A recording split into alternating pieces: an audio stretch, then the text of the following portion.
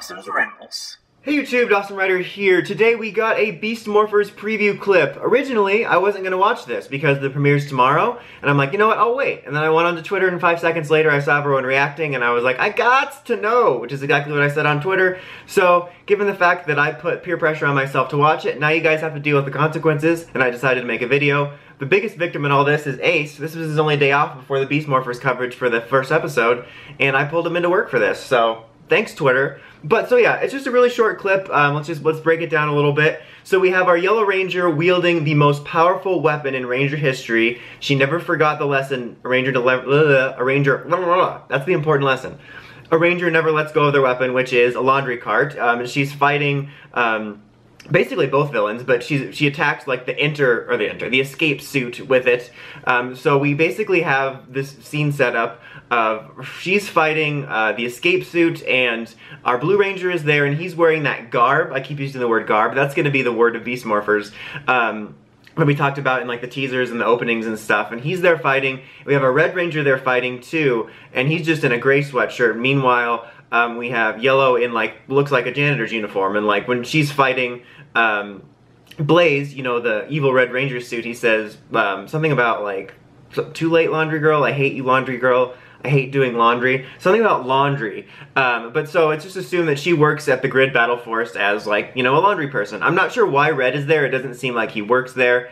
And then amongst that, you have Blue going over to Roxy, who is in that same garb, this time for Yellow. She has the Morpher. So that was kind of a huge surprise, at least I didn't theorize anything about that. And so basically we have all of them fighting, you know, the two villains in various, you know, I was going to say live action poses, but you know, civilian fights. And it ultimately results in, you know, the villains pushing them back. And we get like a shot of after they've been defeated, you know, Roxy's still on the ground, and there's a Red Ranger candidate on the ground.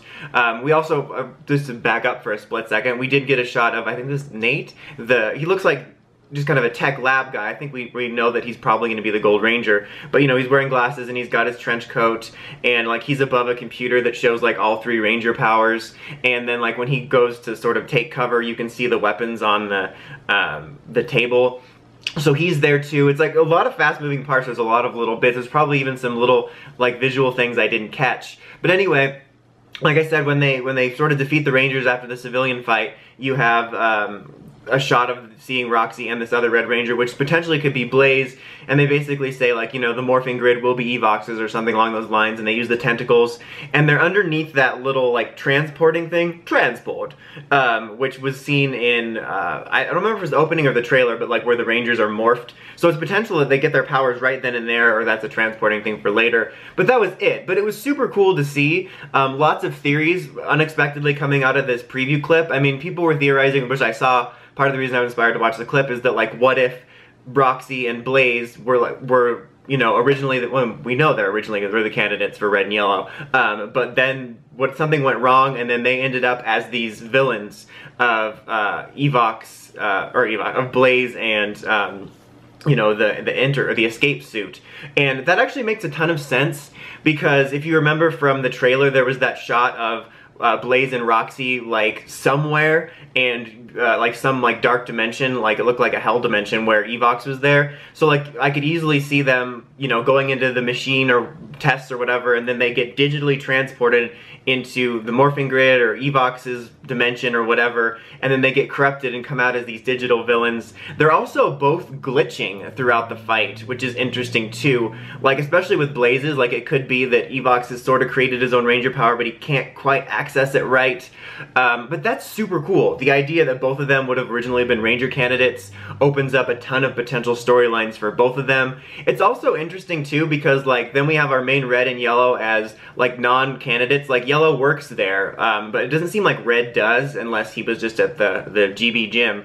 But it's interesting because usually in those types of situations you have like one rookie character that's like kind of your window into the world as the audience, where like everyone else else is, you know, already established, and then you have the one rookie. But in this case, blue would be the only pre-established one, and you'd have both red and yellow learning the ropes. But yeah, I'm still going to be cautiously optimistic. You know, I don't want to be like, oh my god, this is going to be the best season ever, and then be let down in like 3 weeks. But this preview clip was super cool, and I like that it already has a bunch of potential interesting theories and a bunch of potential interesting plot lines that have really nothing to do with Go Busters. Small little edit in, just before I was about to start editing this video, they released another preview clip from Nick.com. Pretty short one, nothing major to talk about, but just I felt might as well include it before I put the video up. It shows Red, or you know, who we know is going to become Red, kind of spying on the 3 candidates, so we actually get to see, you know, Red's full face instead of just lying on the ground, and Roxy and Ravi coming out of a chamber like ready for testing, and like he sees the Evox thing in a tube, and he's basically warning them about a virus that's in their system, and then they, you know, kind of ignore him, well not ignore him, but dismiss him and cart him out, and then some official lady tells them to keep checking the stuff. But it kind of gives a little more context to things, because as I said a few minutes ago, you know, I was wondering why Red was there, because he was just wearing a sweatshirt, and this one he's like dressed up in like their sort of lab gear because he's kind of trespassing. He says that, you know, his dad's the mayor. We found that out a while ago. I actually kind of forgot about that when I was talking about the previous clip. But so he was there for whatever reason, and he's kind of, he at some point probably found that lab coat and, you know, is like sleuthing around as a disguise. But it kind of gives more context. I'm gonna assume that, like, because he gets put in like a detention cell or something, that he like escapes later, and that's what leads to the original clip. But it's kind of nice to give context and further, you know, like furthering the idea of the original red and yellow, which is super cool. Okay, now back to Past Me, the worst kind of me. So yeah, the episode airs tomorrow. I will be doing a review for it. It probably won't have any fancy pictures or anything, because I'm going to record it right after I watch the episode, so I'm not going to have time to get any pictures for it, but I'll look forward to that. I'm super stoked. As always, until next time, don't forget to like, comment, subscribe, and climb the steps and ring that bell to get notifications for all my Power Rangers news and toy reviews. Dawson Ryder, signing out.